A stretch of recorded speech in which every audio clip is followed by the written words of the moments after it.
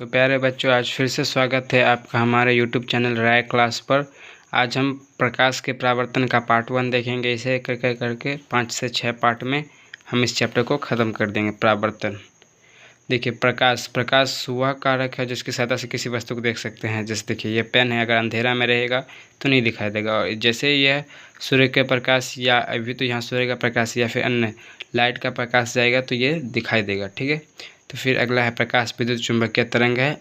फिर यह इसके बारे में हम चैप्टर 4 में पढ़ेंगे, विद्युत के बारे में। ठीक है, तो अब ये दूसरा टॉपिक है कि प्रकाश सीधा रेखा में गमन करती है। हाँ, तो प्रकाश हमेशा सीधा रेखा में गमन करते हैं। इसको चेक करने के लिए आप ये भी कर सकते हैं कि अगर सीधे पाइप में प्रकाश के टॉर्च को यहाँ रखेंगे तो आराम से यह पार कर लेगा। अगर थोड़ा सा वक्र पाइप है और यहाँ रखेंगे तो नहीं जा पाएगा, यहाँ पर हो जाएगा। ठीक है, फिर उसके बाद है प्रकाश एक ऊर्जा है। प्रकाश एक ऊर्जा कैसे है देखिए, हम आपको बताते हैं। जैसे देखिए, प्रकाश नॉर्मली होता है, एक उदाहरण दे के समझाते हैं। जैसे लालटेन में जो तेल होता है वो रासायनिक ऊर्जा में संचित होता है। ठीक है, और फिर ये जलने के बाद वह उसमें ऊर्जा देता है, ठीक है, अतः ऊर्जा से ऊर्जा का स्थानांतरण हुआ। तो यह क्या हुआ, ऊर्जा संरक्षण सिद्धांत के अनुसार को भी जो जेम्स जूल ने दिया था, ना तो ऊर्जा का निर्माण किया जा सकता है ना तो नष्ट। तो अगला टॉपिक है प्रकाश पुंज। प्रकाश पुंज है कि प्रकाश के किरणों के समूह को प्रकाश पुंज कहते हैं। अब देखिए, अब धीरे धीरे करके 4-5 पॉइंट है जिससे 2 मार्क्स क्वेश्चन बन सकते हैं। पहला है विवर्तन। विवर्तन क्या होता है देखिए, विवर्तन को चित्र के द्वारा समझेंगे। देखिए, जैसे प्रकाश की किरण सीधे रेखा में गमन करती है। अगर कोई पारदर्शक चीज़ आता है तो आराम से नॉर्मली ये तो हम आगे पढ़ेंगे तो परावर्तित हो जाता है। ये तो सबको पता होता है, ये क्लास 8 में भी पढ़े होंगे। जैसे सीधे जा रहा है और जैसे ही कोई परावर्तक सतह से टकराया तो यह मुड़ गया। अब देखिए, विवर्तन ऐसा टॉपिक है जैसे मतलब कि कंडीशन ये कंडीशन भी विवर्तन में नॉर्मली प्रकाश सीधे से जा रहा है। ठीक है, और उसमें सूक्ष्म बहुत छोटा चीज़ है तो ये ऐसे मुड़ेगा नहीं या फिर विचलित नहीं होगा, सीधे आराम से आगे पीछे से थोड़ा सा निकल जाएगा। ठीक है, देखिए ये प्रकाश है का किरण जा रहा है और नॉर्मली आगे से छोटा सा चीज़ है, फिर थोड़ा सा विचलित होकर निकल जाएगा। ये नहीं कि परावर्तित हो जाएगा फिर उससे आगे नहीं जाएगा, वैसा नहीं। ठीक है, तो इसी घटना को क्या कहते हैं, विवर्तन। तो इसका डिफिनेशन लिखेंगे, यदि प्रकाश के गमन पथ पर छोटा सूक्ष्म वस्तु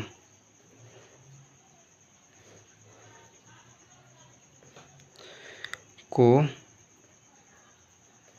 रख दिया जाए तो वह उसके आसपास से गुजर जाएगा, आसपास से विचलित होकर गुजर जाएगा। इस प्रकाशीय घटना को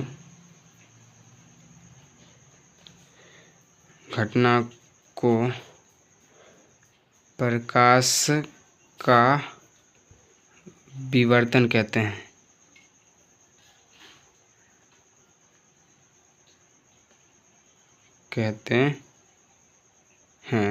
ठीक है, तो आई होप ये टॉपिक समझ गए हैं। तो आगे चलिए, अब देखिए किरण क्या होता है।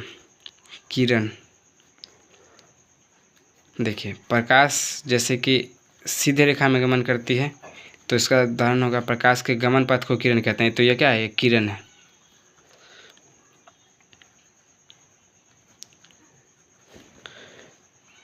प्रकाश के गमन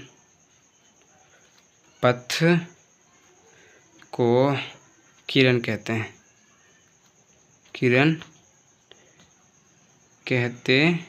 हैं, ये सब है जो 2 मार्क्स में पूछा जा सकता है, ज़्यादा चांसेस है। ठीक है, ये किरण है। ठीक है, और चलिए आगे बढ़ते हैं। देखिए, आप प्रकाश पुंज का प्रकार के बारे में जानते हैं। यह 3 प्रकार का होता है। एक होता है अपसारी, और देखिए एक होता है समांतर और एक होता है अभिसारी। अब देखिए तीनों के बारे में धीरे धीरे से समझेंगे, ठीक है। अब समांतर वो होता है जो मतलब कि सीधे प्रकाश के किरणों का, वैसे पहले किरण पुंज है तो मतलब प्रकाश के किरणों का सम होगा, तो एक नहीं प्रकाश का किरण होगा, 2 3 से होगा, तो ये सीधे चला जाएगा। समांतर नाम से जैसे स्पष्ट है, सीधे, ठीक है।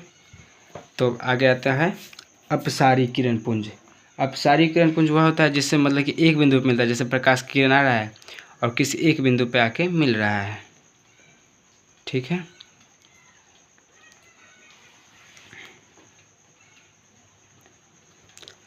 और तीर का चिन्ह इस दिशा में है, मतलब कि प्रकाश इधर जा रहा है, एक जगह मिल जाता है। अभिसारी की बात किया जाए तो मतलब कि एक जगह से, एक बिंदु से प्रकाश के किरण निकलता है। जैसे देखिए ये, ठीक है। तो ये हो गया प्रकाश पुंज के प्रकार। तब आते हैं अब एक होता है, अब पदार्थ का देखते हैं कि जो एक अदीप्त पदार्थ और आत्मदीप्त पदार्थ के बारे में थोड़ा जान लेते हैं, ठीक है। देखिए वे पदार्थ, देखिए अदीप्त पदार्थ, ठीक है।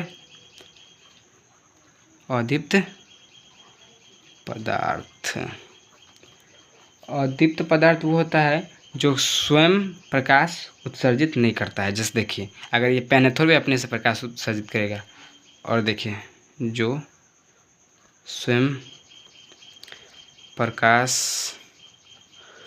उत्सर्जित ना करे, ये इम्पोर्टेंट नहीं है लेकिन शायद पूछ भी सकता है, बिहार बोर्ड नहीं करता। अब है आत्मदीप्त। नाम से जैसे स्पष्ट है कि आत्मदीप्त मतलब खुद से प्रकाश उत्सर्जित करता है। आत्म मतलब खुद, दीप्त मतलब प्रकाश उत्सर्जित करना, ठीक है। आत्मदीप्त जो प्रकाश, जो स्वयं प्रकाश उत्सर्जित करे, प्रकाश उत्सर्जित करे। देखिए स्वयं प्रकाश उत्सर्जित करने का मतलब, जैसे देखिए सूर्य है, अब सूर्य खुद प्रकाश उत्सर्जित करता है, और फिर देखिए, ठीक है। और अन्य एग्जाम्पल है। तो अब आगे आते हैं प्रकाशीय माध्यम। देखिए प्रकाशीय माध्यम में बहुत सारा माध्यम है। एक होता है पारदर्शी माध्यम, मतलब पारदर्शी माध्यम वो होता है, जैसे देखिए आराम से, पारदर्शी माध्यम वैसा माध्यम जिससे प्रकाश आसानी से आर पार हो सकता है। जैसे देखिए कैसा, जैसे देखिए शीशा है, और शीशा से अगर प्रकाश, जिसमें मतलब पीछे से अगर रजित नहीं है तो, नहीं तो ऐसे तो परावर्तित हो जाएगा। अगर सीधा शीशा है तो नॉर्मली जैसे जा रहा है आराम से इसे पार करके निकल जाएगा। अब फिर देखिए एक होता है अपारभासी, एक होता है, पहले अपारदर्शी समझ लेते हैं।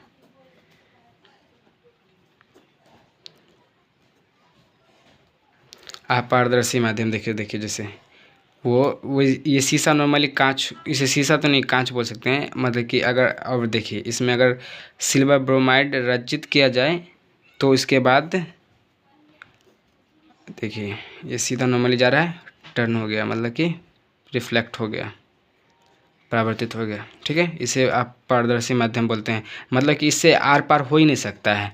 पारदर्शी मतलब नाम से ही लिखा है कि पार हो जाएगा, अपारदर्शी मतलब आर पार नहीं होगा, ठीक है। उसके बाद आता है अपारभासी।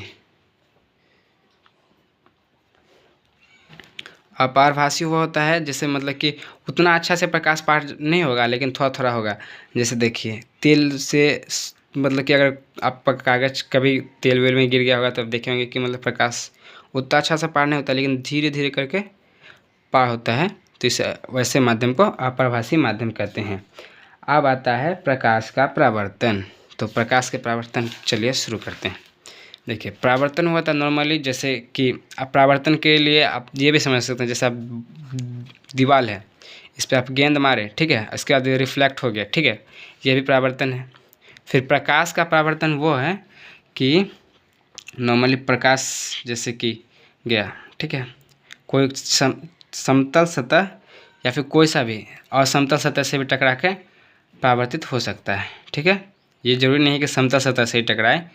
असमतल सतह जैसे खुरदुरा सतह है तो ऐसे मतलब कि जैसे अगर समतल है तो सीधा आ जाएगा, परावर्तन का नियम फॉलो करेगा, और असमतल है तो नॉर्मली परावर्तन का नियम नहीं फॉलो करेगा। अब परावर्तन का नियम क्या होता है वो भी समझेंगे।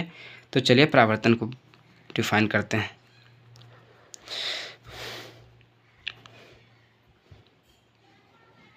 किसी समतल या असमतल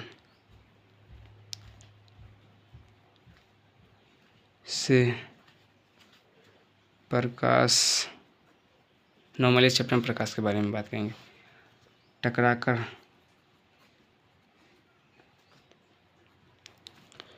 वापस आ जाती है। इस कंडीशन में वापस आ गए, एक कंडीशन में, बी कंडीशन में वापस नहीं, दूसरी दिशा में चले गए, ठीक है। वापस आ जाती है या विक्षेपित हो जाती है।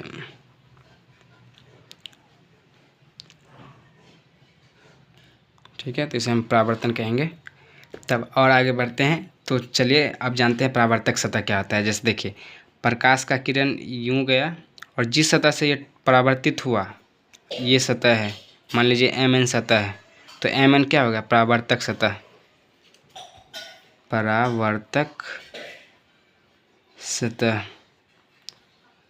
और अब आते हैं तो देखिए, एक क्वेश्चन बन सकता है बिहार बोर्ड में ऑब्जेक्टिव के रूप में, सबसे अच्छा परावर्तक कौन होता है? तो चांदी सबसे अच्छा परावर्तक है, ये इम्पोर्टेंट है। अब देखिए, प्रकाश का परावर्तन हो गया और